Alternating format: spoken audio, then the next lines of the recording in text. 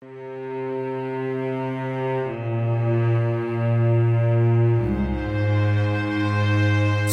peristiwa kriminal berujung pada kejadian tragis. Dengan meninggalnya Atim Suhara berusia 42 tahun, petugas pertahanan sipil atau Hansip di Cakung, Jakarta Timur. Sebagai informasi, korban sehari-hari bekerja sebagai buruh harian lepas dan membantu menjaga keamanan di sekitar lingkungannya. Orangnya apa ya, masa ceria gitu. Kadang orangnya suka banyak, suka kayak negor duluan, bercanda. Kalau kesehariannya aktivitasnya apa? Seperti biasa, serabutan dia. Kadang di rumah RT ya, karena monitor CCTV. Kalau ada serabut, kayak namanya serabutan ya, kadang dia nyupir, kalau ada nyupir. Kalau jaga kan malam doang. Malam itu menjadi tugas terakhir Atim yang berusaha mengamankan daerah tempat tinggalnya. Ia dihabisi oleh maling yang meletuskan senjata api ke tubuh Atim dari jarak dekat. Aksi penembakan itu terjadi pada Sabtu 8 November dini hari, sekitar pukul 3:30 waktu Indonesia Barat, di Jalan Pelajar, Kampung Baru, RT 7 RW 9, Kelurahan Cakung Barat, Kecamatan Cakung, Jakarta Timur.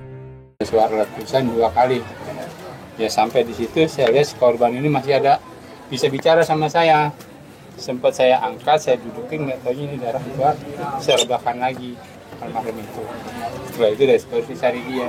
Setelah dia ada, baru saya cari bantuan sama warga-warga setempat. Akhirnya almarhum udah nggak ketolong lagi. Saya itu bertiga ronda. Dia bagian dia lihat di CCTV di monitor. Saya ini berdua, dia di bagian muter. Saya menuju lokasi TKP itu berdua. Nah, si korban ini langsung nabrak pelaku. Nah, setelah kita sempat duel, saya duel sama yang satu, si korban duel sama yang satu. Nah, setelah itu pas dengar suara letusan, itu saya refleks. Saya langsung melompat, kabur. Saya langsung menuju ke rumah RT 8, laporan. Pak, si Atta ini kena tembak. Nah, akhirnya Pak RT bangun. Terus Pak RT langsung menuju TKP. Pelaku yang mencoba mencuri sepeda motor di lokasi tersebut dipergoki oleh Atim Suhara dan rekannya. Sempat terjadi duel antara pelaku dan korban. Namun pelaku bertindak dengan menembak korban dan mengenai perut bagian kiri hingga korban tersungkur lalu meninggal dunia di lokasi kejadian. Almarhum tiba-tiba datang ke lokasi ini, nabrakin ke malingnya. Udah itu aja sih yang saya tahu. Dia maling apa tuh? Motor ini. Ada berapa orang pelaku? 2 ya? 2, yang ada dari CCTV 2. Mau nangkep, mau meringkus rencananya mungkin. Dia kan keamanan sana itu. Dia ketembak oleh siapa tuh, Pak? Pelaku. Ya, pelaku apa tuh? Pelaku pencurian motor. Oh gitu. Oh jadi dia mergokin si korban ini melalui CCTV. Jadi dia kejar kemari. Itulah terjadi korban. Melansir dari Kompas.id, pelaku yang menembak Atim adalah residivis alias pelaku kriminal kambuhan dengan kasus pencurian motor. Kedua pelaku bak lagu lama kaset kusut melakukan pencurian dengan alasan kebutuhan ekonomi. Kedua pelaku itu adalah RS 29 tahun dan PS 23 tahun. Polisi bilang RS si penembak itu baru saja bebas tahun 2024 dan sudah 5 kali masuk penjara.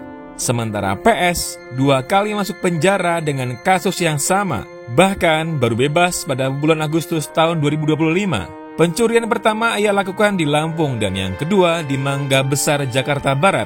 Dan penembakan di Cakung menjadi jalur cepat keduanya kembali reuni menjadi napi. Diketahui sekitar pukul 3 waktu Indonesia Barat, para tersangka berangkat menuju Cakung dan mencari target sepeda motor secara acak dengan posisi RS yang mengemudikan motor sementara PS yang membonceng di belakang. Setelah berkeliling sekitar pukul 3:30 waktu Indonesia Barat, PS melihat motor warna putih terparkir di depan rumah.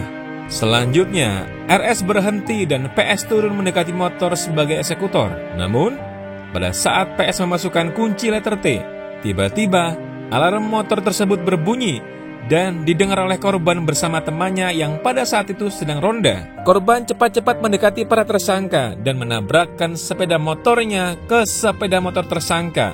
Korban berusaha menangkap RS sehingga terjadi tarik-menarik di antara keduanya. Karena merasa panik, RS mengeluarkan senjata api rakitan dan menembak korban. Saat ini dari pihak Pam Swakarsa, masyarakat sekitar lebih kurang ada 3 sampai dengan 5 orang yang sudah diambil keterangan, termasuk pengolahan barang bukti yang ada di lokasi kejadian.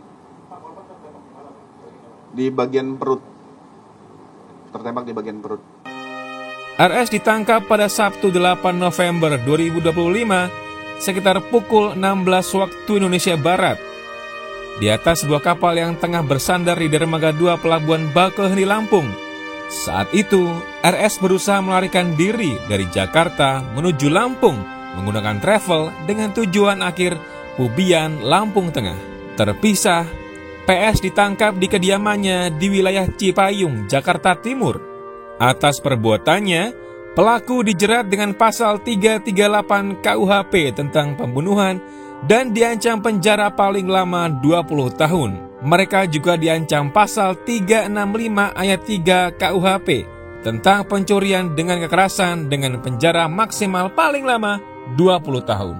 Rekan-rekan sekalian, kami informasikan bahwa setelah kami menerima laporan atas kejadian yang terjadi dini hari sekitar pukul 03, kemudian tim Jaga Jakarta kami dari Subdit Resmob dan Subdit Jatanras bersama-sama melakukan olah TKP dengan tim olah TKP, kemudian mendapatkan beberapa informasi dan petunjuk 2 orang yang diduga sebagai pelaku tindak pidana tersebut. Selanjutnya setelah memperoleh informasi tersebut dan petunjuk yang kuat, kami melakukan pengejaran terhadap para pelaku.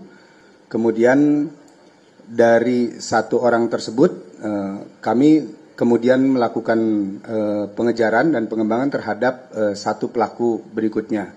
Sehingga di dalam waktu 24 jam, alhamdulillah kami berhasil mengamankan 2 orang pelaku yang kemudian kami tetapkan sebagai tersangka dalam perbuatan hukum yang terjadi di wilayah Cakung, Jakarta Timur, di mana dari kejadian tersebut mengakibatkan seseorang meninggal dunia atau hilangnya nyawa seseorang.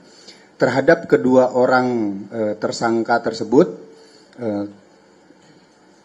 kami persangkakan dengan pasal 338 KUHP dan 365 KUHP.